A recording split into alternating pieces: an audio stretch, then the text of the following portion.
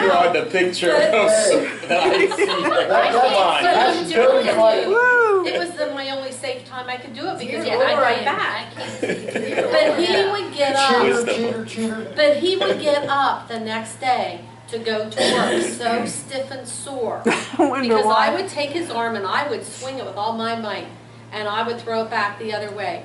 And I would get so mad. And he'd pass out and I'd want to fight. I was like you, I wanted to fight. And he wouldn't fight. And he passed out and I took a glass of water. You see it in the movies, they throw the water on, they come to. Well, just as I threw the water, he took a deep breath in, I Oh. felt drowning. And that's when it stopped. Okay. God got a hold of me Yeah. and it stopped. Yeah. But he would never once What was your name complain. again? What was your name again? Oh, Steve. Steve, Steve. Steve, listen. Why don't you leave? You're in here with a bunch of nuts. I said that You to, don't want to hang around with people. the thing is, this is where Bible study. but this is where God's brought us all from. We've all had a dark past. Oh, yeah. We all have a dark past. Yeah. See, he that sinned a lot loves much. Oh, yeah. He that sinned little loves You have much. more to be grateful for. That's why, the guy just walked in here just a while ago and he wanted to talk to me. He said he started watching us on television. He's talking about the way I get yelling and carrying on and so forth. I said, I don't do it just to do it. I said, I can't help that I do it Okay. because I love Jesus and I'm not holding anything back. That's right. So if it offends somebody, That's right. tough luck. Tough luck. I know what he done for me, so. Yeah. Sure. Okay, I'm just curious now.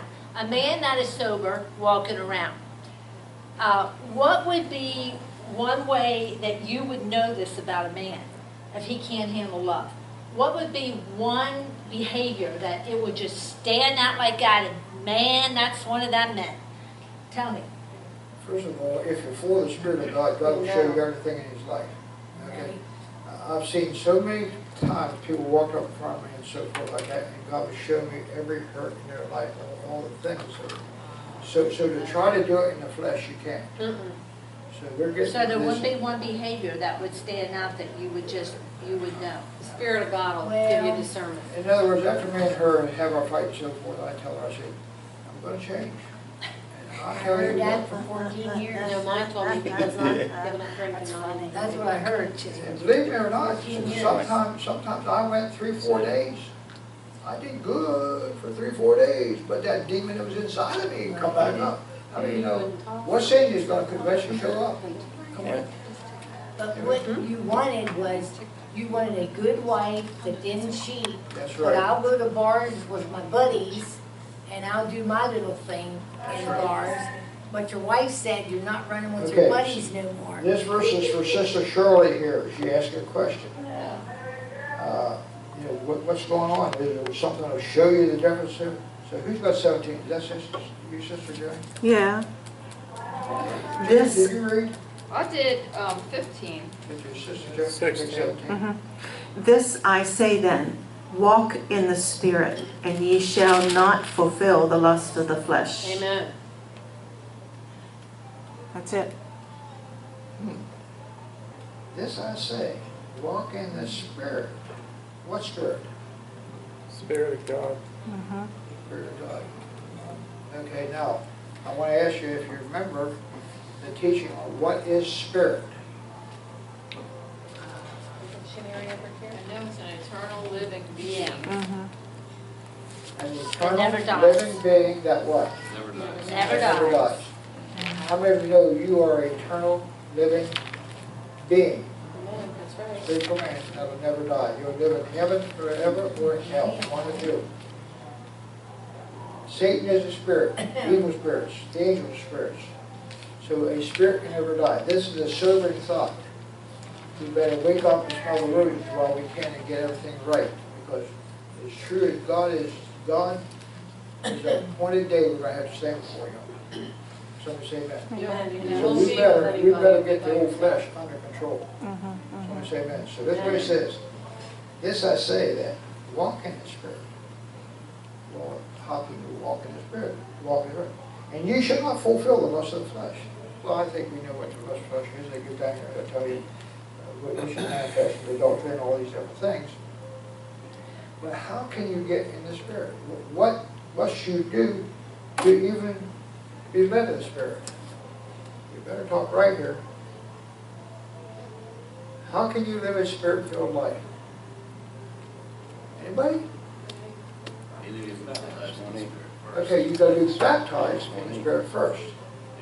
But just because you're baptized in the Spirit and you spoke in tongues does not mean you're walking in the Spirit. How many of you know it takes a steady, constant feeding all the time to stay in the Spirit? And let me tell you what, when you have jobs and so forth, I know you have jobs, most of you have jobs, so that does not mean you still can't be in the Spirit. That's right. You can still be working on your job, meditating on Him, praying in the Spirit. The Lord, Come you on, all listen to do. gospel music, come on. Talk to me here. That's right. You can, Amen. you can minister the word to others or get around others. So, how many of you know you've got to feed yourself? Yes. How many of you know you're what you eat? That's true. If you're a food junkie, you're going to somebody say amen. You're not gonna be healthy. No, you ain't going to be healthy. So if you don't feed your spirit, you can't walk in spirit. So he says here, 16, this I say, walk in the Spirit, and you shall not fulfill the lust of the flesh.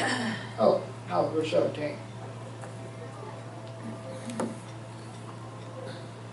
For the flesh lusteth against the Spirit, and the Spirit against the flesh. And these are contrary the one to the other, so that you cannot do the things that you would. Okay, now this is a powerful verse. Very powerful. And please hear me again. Oh God, I could just get this through to people. Stop reading the Bible. Now somebody finish that for me. When I say stop reading the Bible, Start studying it. study the Bible. Stop trying to read a chapter. I read the Bible through in 1 year. Well, big deal. What did you learn? Okay.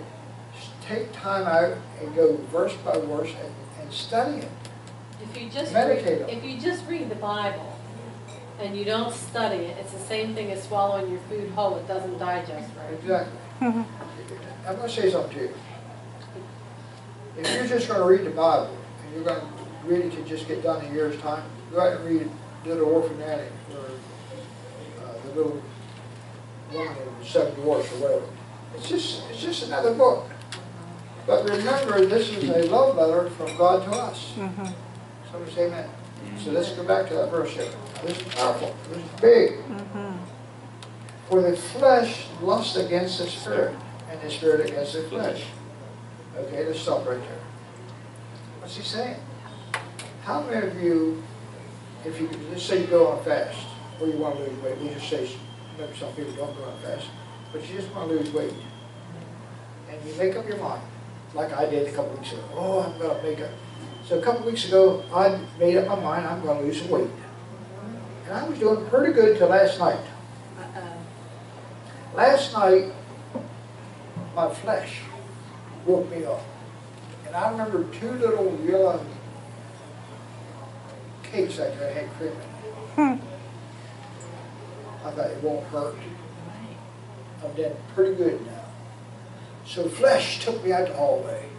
Got out my gallon of milk, opened up my thing, and I put that little thing in there, and I put that milk. Oh, that was good. Oh, I said, I hit the spot. I go back and crawl in bed. There's another one out there. Oh, gosh. How many of you know I was led of the flesh? Anybody know what I'm talking about here? Yes. Now, I know you never have that. So then let's go a little bit deeper. I heard a story about anger, or thinking on things. It's pretty a true story. A young man run out of gas in the middle of the night. On the road Did you trip. say pretty true story? Huh? Pretty true? Is that what he said? No, he said a true story. Yeah. It's a true That's a story. pretty true story. Yeah. That's You said, is it a true story or a pretty true story?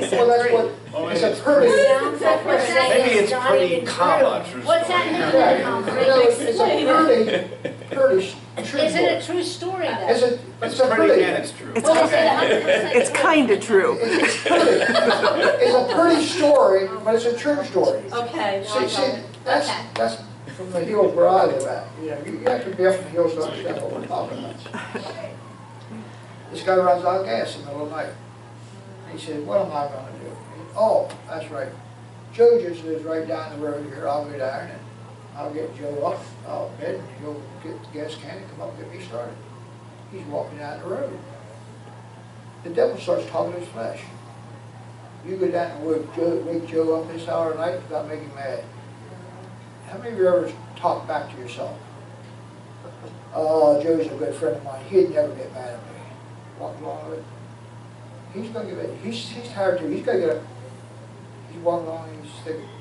I was he said, you don't have to just be like Joe. After all the stuff I've done with him, he's got my mower down there, and he's got my rototiller, and he's got all kinds of toy stuff. He better not get mad at me. And the closer he got to the house, the madder he got. Because he knew Joe was going to be mad. He beats on the door, and Joe comes over. He said, what are you doing, buddy? He said, don't give me that buddy stuff. He said, our friendship's over. He said, you bring my rototiller and everything back, I don't want nothing to do with it. How many of you know flesh can get you thinking a lot of junk? Yes. Anybody know what we're It talking always gets you in trouble. about? You sit around and you get thinking on That's a very fleshly things, and the devil will make sure that story builds for you. You're right. It's called stinking thinking. That's Stinking right. thing, that's right, honey, you're right. Okay, this is good. Okay, now wait a minute. So how could have you deterred that? You were in bed and you were thinking about that. So what could have you applied at that moment in time that would have cut that? You mean if I run out of gas then? No, I'm Fruit talking of the about you and the Self-control. Twinkie. The Twinkie. Fruit of the Spirit. What? How could have you cut that dead? Right here, very simple, very How? simple. Now watch. Oh, Isiria Shando.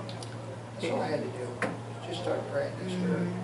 Because see, when you start to pray in the Spirit, It brings you Yeah. now your mind gets in Flesh the into Spirit. Your subjection. mind gets on the Spirit. Your Hallelujah. mind gets in Him. Okay, so And just so pray your in the flesh Spirit. dies. Yeah. And See, if you're in Him, we'll get you one. You get to Him, and you get in Him. Now you have the mind of Christ. Okay. Put on the mind of Christ. Go ahead. but at times you need to, take authority with what the Lord has given you in His Word and bind that demon. Nice. In other So what- words, show me you what that renounce look that like. devil. You said, I rebuke that thought. Name of Jesus, get out my mind. You chase him. You just rebuke it You until rebuke it. it You goes. said, that is Use not the of the authority Lord. God's given you. I'm calling you what you are. Get out in the name of Jesus. I want Philippians 4:6 in my mind. Whatever is true, whatever is noble, whatever is just, whatever is pure, whatever is lovely, was a good virtue, Ooh, yes. whatever's So of good that's a report. spirit of Jesus. That's what I'm going to meditate on. Is I'm going for help. Hallelujah. You find that devil. So it's a spirit of temptation, right? Imagination. Right? It would be a spirit of Temptation, temptation. yeah. So that's what Yeah. you're One at a casting time, out. one at a time, one at a time. And you say, Jesus, Jesus, Yes. Jesus. Now, I want to give you a revelation here. Okay. That verse is those that are just growing in God. What? What did he just say? That verse is those that's just growing in God. Because, see, that's why you're still in the flesh. So you're speaking in the flesh, speaking those things are not as though they are. You're speaking scripture, that's all good. But the Bible says resist the devil and he'll flee from you. You know what you do? You don't pay attention to him. Ignore him. Now you put your mind on Christ. Shut up, You devil. pray in the Spirit. You walk in the Spirit. You live in the Spirit. You care in the Spirit. You're in the Spirit. Somebody say amen. Yeah, How long does it take to get in the Spirit? Like that. that's right. But you've got to know how and when to do it. Somebody say amen. And see, the devil only hits those that are dangerous. Yeah. The devil only hits those that are dangerous or is going to become Powerful dangerous. for the kingdom of God. The devil knows, listen, please listen. The devil is good at his job. He's a jerk, but he's very good at his job. When he looks at you're born, he knows right off the bat whether you're called or chosen. If you're called, as a mighty person of God, he will try to kill you from your birth. If you want to examine yourself and see if you're called to be something special, chosen, see if back when you was a young kid, if the devil tried to kill you. Oh, yeah. Then check your life all the way up through and see how many times you should be dead. Yeah. But remember this here, he only works on those that is dangerous to him or is going to be dangerous. But we've got to make up our mind like Jeremiah said. What did Jeremiah say? I'm choosing him, as far as me and my house, we will serve the Lord. So we say that. Okay. Anything you want to say before we go next? Finish that verse here. Say something, my brother. You got something to say? He was, Oh, you're looking at me. I thought of the verse, choose you this day whom you shall serve.